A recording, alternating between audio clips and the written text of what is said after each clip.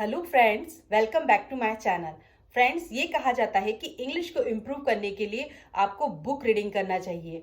So friends, book reading करना तो बहुत ही इम्पॉर्टेंट है, लेकिन उससे भी ज़्यादा इम्पॉर्टेंट और मायने ये रखता है कि आप जितने भी पेजेस डेली पढ़ते हैं, एक या दो या तीन, उनमें से जो भी कीवर्ड्स हैं उसमें यूज हुए फ्रेजल वर्ब, इंग्लिश एक्सप्रेशन और इडियम को अपनी डेली लाइफ में कितना यूज़ कर रहे हैं और वो आपकी इंग्लिश लर्निंग जर्नी में कोई वैल्यू ऐड कर रहा है या नहीं, ये बहुत इंपॉर्टेंट चीज़ है। सो यदि फ्रेंड्स ये वैल्यू ऐड कर रहा है तो आप सही ट्रैक में हैं, और यदि वैल्यू ऐड नहीं कर रहा है तो फिर आपको इस और ध्यान देना चाहिए। सो फ्रेंड्स, इसीलिए मैंने 15 डेज का एक स्टोरी रीडिंग प्रैक्टिस सेशन रखा है, जिसमें कि हम जो है बहुत ही बिगिनर लेवल की स्टोरी को हम रीड कर रहे हैं और उससे हम सीख रहे हैं कीवर्ड्स, फ्रेजल वर्ब, ईडियम, कुछ इंग्लिश एक्सप्रेशन। और सेकेंड पार्ट में हम जो है उसके सारे यूजेस और सेंटेंस फॉर्मेशन भी देखते हैं। सो फ्रेंड्स, यदि आपने मेरे चैनल को अभी तक सब्सक्राइब नहीं किया है, so please do subscribe my channel. और एक और चीज़ कहना चाहूँगी कि सबसे पहले जो भी बुक उठाएं, बिल्कुल ईजी बुक उठाएं। हमें शेक्सपियर जैसी इंग्लिश नहीं बोलनी, हमें डेली लाइफ में जो कन्वर्सेशन करना है उस टाइप की इंग्लिश बोलनी है। सो इसलिए पहले फ्रेंड्स आप इजी बुक उठाएं, उसके बाद जब आप इजी बुक्स को अच्छे से समझने लग जाए, तब आप सेकेंड स्टेप में जाकर थोड़ी सी डिफिकल्ट बुक उठाएं। सो फ्रेंड्स, अब हमारे इस प्रैक्टिस सेशन को स्टार्ट करते हैं। और यदि आपने मेरे चैनल को अभी तक सब्सक्राइब नहीं किया है, please do subscribe my channel, और जिससे कि आपका कोई भी वीडियो मिस ना हो और आपको नोटिफिकेशन भी मिलता रहे। So friends, without any further do, let's get into the video. So friends, start करते हैं। आज की स्टोरी है the sun and the wind, यानी कि ये जो स्टोरी है वो है हवा और सूरज के बीच में। सो इन दोनों के बीच में एक आर्गुमेंट हुआ, बहस हो गई, ये स्टोरी उसके ऊपर है। Once the argument took place between the wind and the sun as to which was stronger of the two. मतलब एक बार जो सूरज है और हवा, इन दोनों के पवन के बीच में इस बात को लेकर बहस छिड़ गई। आर्गुमेंट टुक प्लेस बिटवीन, मतलब कि इस बात को लेकर कि हम दोनों में से स्ट्रोंगर, ताकतवर कौन है सबसे ज्यादा।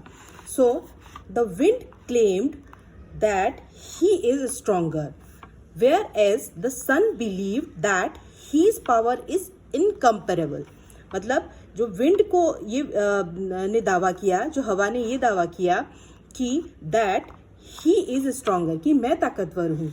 वेयर एज मतलब जबकि द सन बिलीव्ड मतलब मानता था, सूरज ऐसा मानता था that his power is incomparable मतलब अतुलनीय, कि उसकी इस पावर को किसी से हम तुलना नहीं कर सकते। तो सन मानता था कि मैं ज़्यादा स्ट्रोंगर हूँ, और विंड ने ये दावा कर रहा था कि मैं ताकतवर हूँ। With no end to the difference of opinion, the sun and the wind realized that they had to practically prove themselves। यानी कि जब किसी भी आर्गुमेंट का, जो सॉल्यूशन का, बहस का कोई भी एंड नहीं होता है, खत्म नहीं होता है, तो उसे कहते हैं the difference of opinion. The difference of opinion मतलब होता है मतभेद उत्पन्न होना। तो जब ये जो मतभेद उत्पन्न हुआ और उसका कोई अंत नहीं हो रहा था, with no end, so the sun and wind दोनों ने ये रियलाइज किया, ये महसूस किया that they had to practically prove themself. तो हम दोनों को क्या करना पड़ेगा, प्रायोगिक रूप से ये साबित करके दिखाना पड़ेगा कि कौन सबसे ज्यादा स्ट्रोंगर है।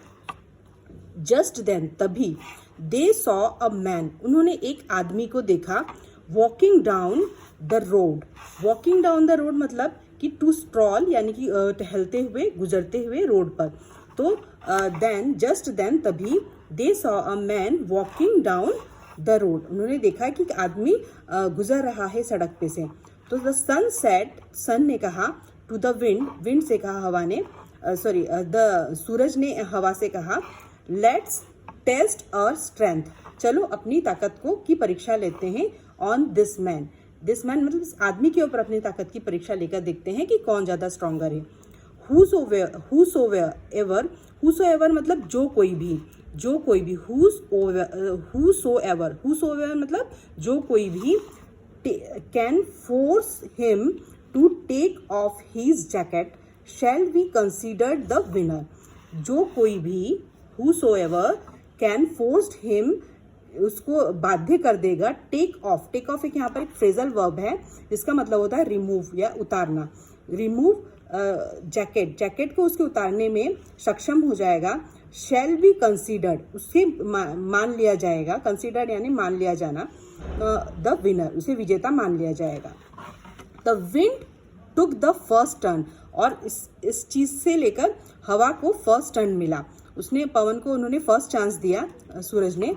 ही ब्लू स्ट्रॉन्ग विंड्स, इसने बहुत, जो हवा ने बहुत जोर से, फ्लू मतलब होता है फूंकना, बहना, तो उसने बहुत जोर से स्ट्रॉन्ग विंड, हवा, तेज हवा बहना स्टार्ट कराया। But the harder he blue the more the man wrapped his jacket around his body. मतलब जितना ज़्यादा पवन, जो हवा है वो बहने लगी, उससे उतना ही ज़्यादा उस आदमी ने अपने जैकेट को अपने बदन से, अपने बॉडी से ओढ़ना स्टार्ट कर दिया और उसे अच्छे से पकड़कर उसे रैप्ट करना, ओढ़ना स्टार्ट कर दिया। एंड अल्टीमेटली मतलब यहाँ होता है फाइनली और एट लास्ट, मतलब कि आखिरकार। आउट ऑफ शीर डिस्गस्ट मतलब अत्यंत घृणा, डिस्कस मतलब घृणा, शीर मतलब अत्यंत घृणा, आउट ऑफ शीर डिस्गस्ट अत्यंत घृणा, एंड एम्बेरेस्ड मतलब शर्मिंदा। तो अत्यंत घृणा और शर्मिंदा के साथ द विंड गेव अप मतलब कि हवा ने छोड़ दिया कि अब मुझसे नहीं हो रहा है, अब मैं इस चीज़ को नहीं कर पाऊंगा।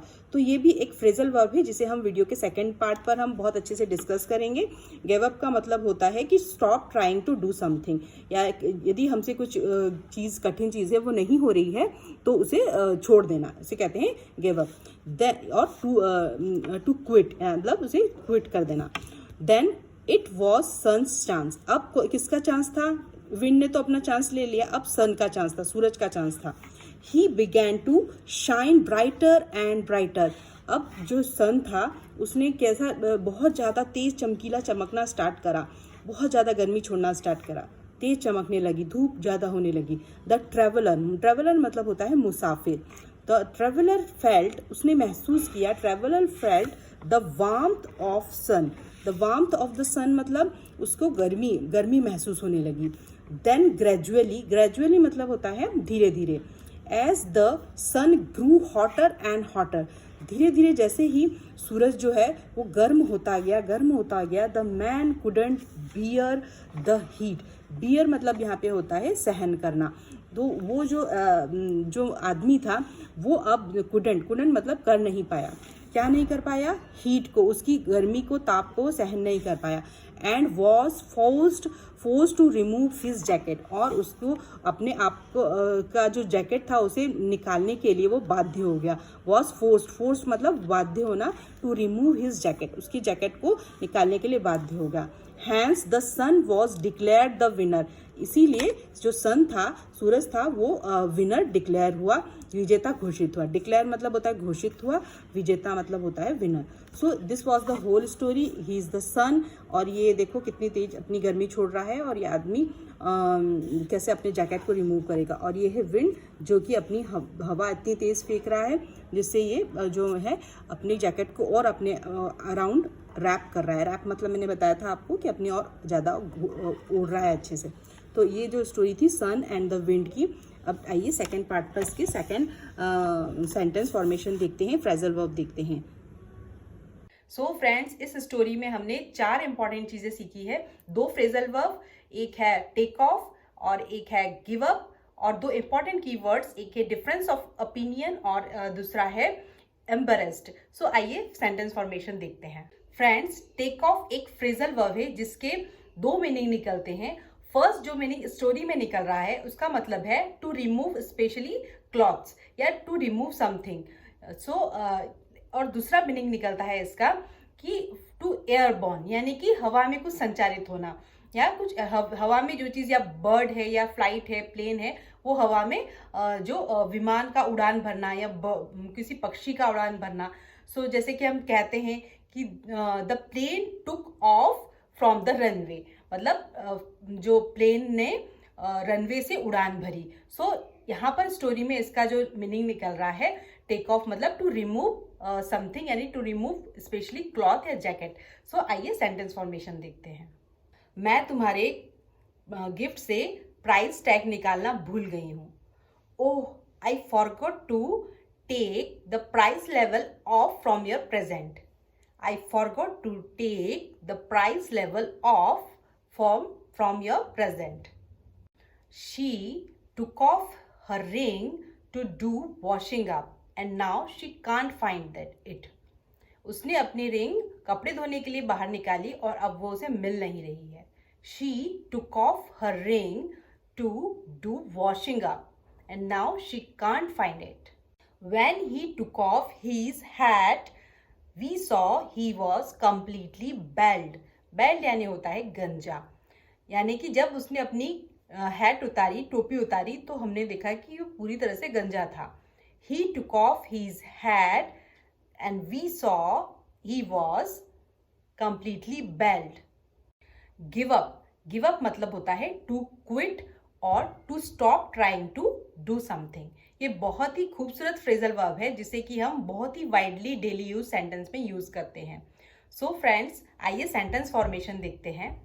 Never give up, try to speak English no matter anyone likes और not, but you be motivated and try to speak English, and after a few years you gonna say thanks to me for this $100 million advice.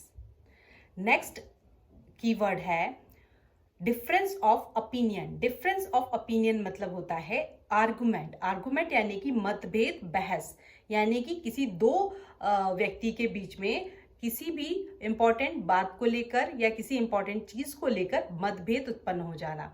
इसका जो synonym होता है conflict यानी कि झगड़ा, और इसका सेकंड हो सकता है डिस्प्यूट, यानी इसका मतलब भी झगड़ा ही होता है।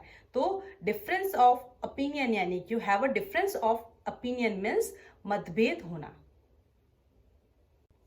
नेक्स्ट कीवर्ड है एम्बैरेस्ड, यानी कि शर्मिंदगी महसूस होना, यानी कि कुछ ऐसा काम हमसे हो जाए जिससे कि हमें शर्मिंदा महसूस हो। सो आइए सेंटेंस फॉर्मेशन देखते हैं। लास्ट नाइट मैं एक पार्टी में गई थी और मुझसे गलती से कोल्ड ड्रिंक जमीन पर गिर गई और इससे मुझे बहुत शर्मिंदगी महसूस हुई। So last night I was in a party and I by mistake I spill cold drink on the floor and I was quite embarrassed about that.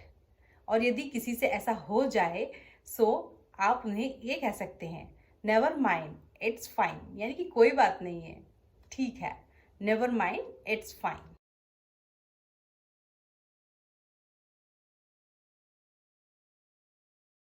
मैंने तो अपना काम कर दिया। मैंने आपको चैप्टर जो स्टोरी है बहुत अच्छे से डिस्क्राइब कर दी, इसके कीवर्ड्स भी पढ़ा दिए और इससे सेंटेंस फॉर्मेशन भी सिखा दिया। लेकिन अब आपकी बारी है इसके नोट्स बनाने की और इससे नए सेंटेंस फॉर्मेशन करके मुझे कमेंट सेक्शन में कमेंट कर बताइए कि आपने कितने नए सेंटेंस बनाए हैं इन सब कीवर्ड से। सो फ्रेंड्स, आपकी मेहनत ज़रूर रंग लाएगी यदि आप इस तरीके से प्रैक्टिस कर रहे हैं और आपकी इंग्लिश ज़रूर ही इम्प्रूव होगी। सो फ्रेंड्स, यदि आपने मेरे चैनल को अभी तक सब्सक्राइब नहीं किया है तो please do subscribe my channel. If this video add any value in your English learning journey, please do subscribe my channel. Friends, मेरे चैनल का सब्सक्रिप्शन बहुत कम है, प्लीज़ मुझे आपके प्यार और मोटिवेशन की बहुत ज़रूरत है और वो मुझे मिलेगा आपके एक सब्सक्रिप्शन से। So please do subscribe my channel और मुझे कमेंट करके बताइए कि आपको ये वीडियो कैसी लगी है। So friends, keep learning, keep practising, keep watching my videos. Thank you very much for joining me.